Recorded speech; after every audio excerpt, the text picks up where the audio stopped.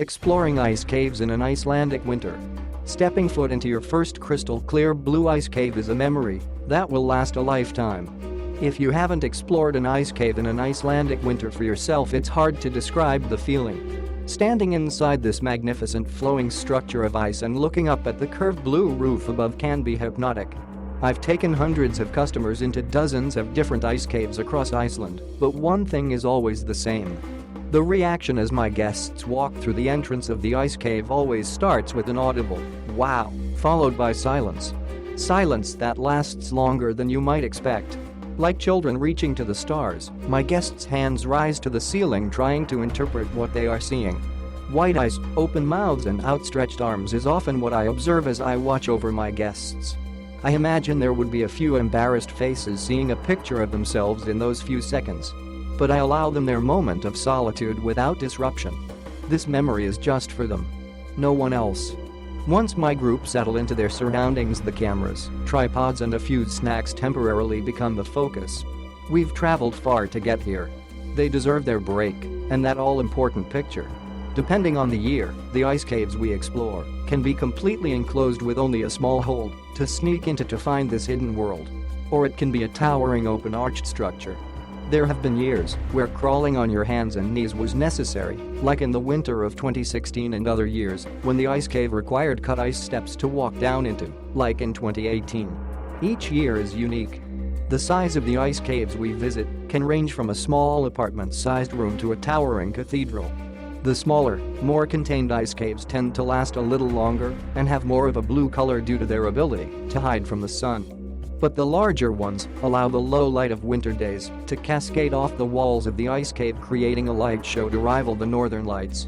It's only once my guests stop taking pictures and examining every ripple, crack and light refraction that the questions begin to come up.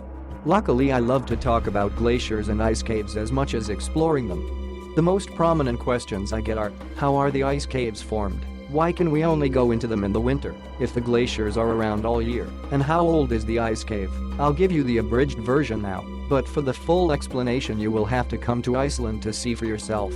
Ice caves are formed from one of two main reasons. Either the ice flows over other sections of the glacier, forcing arch-like structures to form as it bends and twists in its journey towards the sea.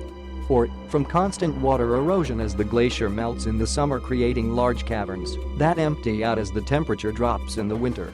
In both cases, it is only safe to go into these ice caves in winter because the ice melts too fast in the summer for the arched structures to remain safe for very long. Or they are simply flooded when it's too warm. This means that despite the ancient look of the blue ice caves, it's rare that the same ice cave will survive from one winter to the next. Some don't even survive the entire winter sometimes.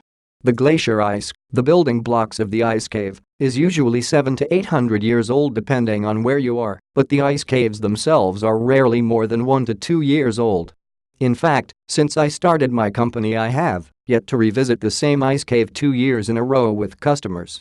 This means that every single ice cave season is different.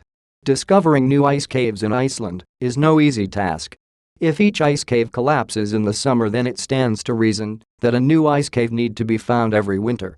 A fun, but not easy task.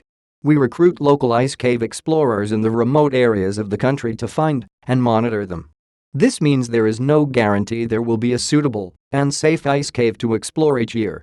Especially with climate change causing the glaciers to retreat further and further every year.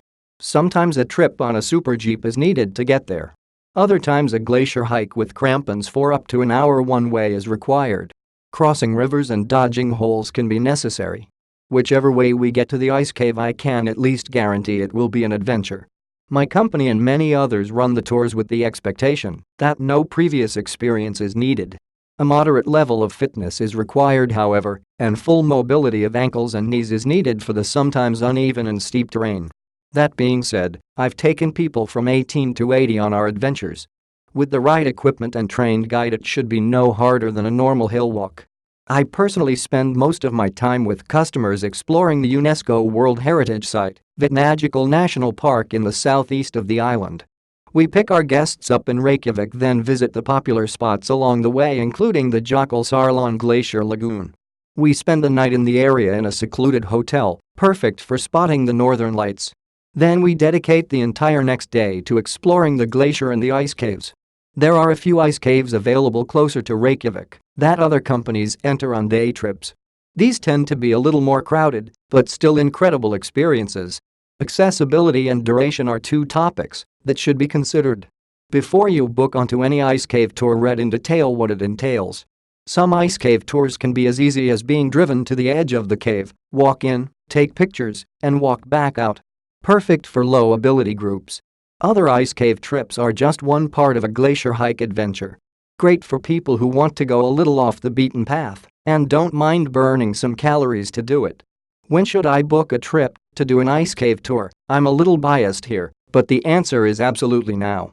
Although around 11% of Iceland is covered in ice, and there are over 400 glaciers across the country, the access to these beautiful flowing ice rivers is getting harder and harder to maintain due to climate change.